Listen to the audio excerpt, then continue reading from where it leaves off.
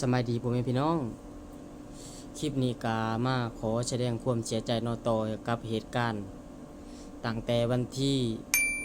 10กลางคืนเนาะก็มีเหตุการณ์ที่ว่า2ผัวเมียเพิ่นไปการกบการเขียดนานี่ก็เป็นหนาฝนเนาะฝนตกตลอดอยู่บ้านนอกของหน้าเฮาก็สิไปการเขียดการกบพอได้กินไปเฮ็ดเวียกตื่นเช้ามานะกาไปเจอหน้าเจ้าหนึ่งเนาะที่เขาแบบกำลังหว่านกาช่วงนี้เขากำลังทำให้ทำหน้าหว่านกาบอกจังซี่จ้ะบาดนี้2ผัวเมียนั่นก็เลยว่าได้ไปเยี่ยงกบเยี่ยงเขียดพ่อแม่พี่น้องกับก็บ่คิดแล้วเนาะคนเฮาเนาะว่าสิตายหั้นนะในระหว่างไปเยี่ยงกบในคืนนั้นวันที่10ก็ไปเจอเจ้าของหน้าเจ้าของหนึ่งแหละที่เขาแบบหว่านกาแล้วก็เขาก็มีรั้วล้อมนอนรูปเฮาเอาขึ้นให้เนาะรั้วรอบ เอาหัวเฮ็ดหัวไว้รอบตะกร้าหั่นแหละย่านแบบงัวควายแบบไปกินหญ้านะแบะโดยที่แบบว่า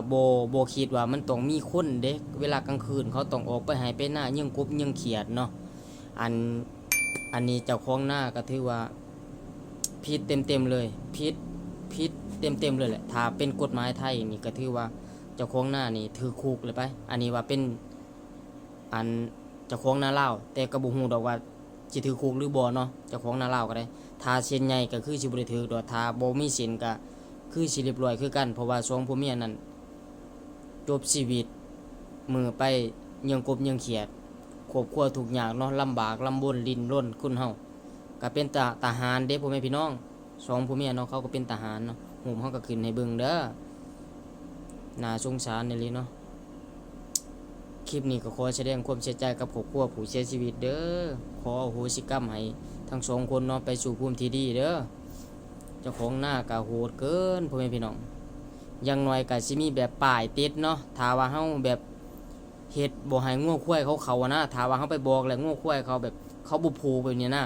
เฮาก็น่าสิติดแบบเพื่อป้องกันแบบคนนะน่าสิติดป้ายว่าห้ามบุคคลภายนอกเข้ามาข้างในเพราะไม่มีภัยอยู่นี่นะเขตอันตรายบ่มีภัยเขาก็สิบ่เข้าเด้เฮามีป้ายอันนี้ป้ายก็บ่ติดเลยแถมยังหัวเบิ่งหัวเขาเนาะหัวกันน้อยๆแบบนี้เฮ็ดแบบนี้นะเฮาก็บ่ฮู้เด้ว่ามันสิมีภัยเนาะพอเป็นใหม่แบบนี้เนาะ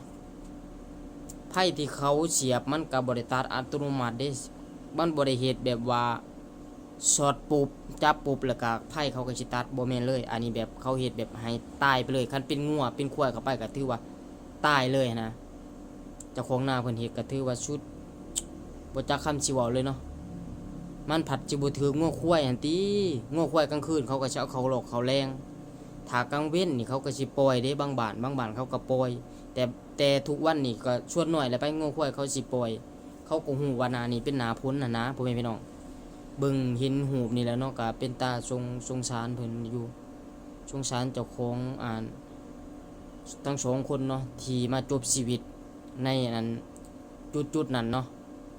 ไปหากบหาเขียดหวังแบบว่าตื่นเช้ามาสิได้กินไปทำงานนะ2ผัวเมียเนาะสู้ชีวิตถ้ามีลูกมีเต้าเนี่ยก็แฮงคิดหนักเลยพ่อแม่พี่น้องเอ้ยลูกเต้าจักสิอยู่แนวใดเนาะตอนนี้เจ้าของหน้าก็ยังบ่ฮู้เลยว่าจักเป็นผู้ใดกันแน่เนาะเฮาก็สืบข่าวมาอยู่แต่เฮาก็ยังบ่ฮู้เลยตำรวจก็บ่ได้ออกมาชี้แจงนะว่าผู้ใดเป็นเจ้าของหน้าจับได้หรือบ่แบบนี้ยังบ่มีเลยเนาะก็ไอ้ต้นเพิ่นอยู่น่าสงสารเลยบ่คิดเลยพ่อแม่พี่น้องเจอเหตุการณ์แบบนี้เว้าบ่ออกเลยเนาะ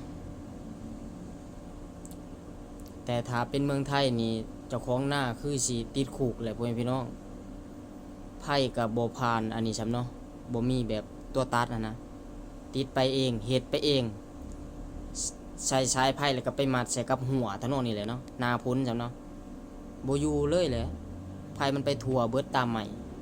แบบเขาเสียบตายเลยนะหอดกลางคืนปราบเขาเสียบปากไผมันก็แล่นทั่วหัวหน้าเขาเลยอีหยังไปมันก็ตายเบิดแล้วพ่อแม่พี่น้องเพราะมันบ่ตัดอยู่แล้วเนาะ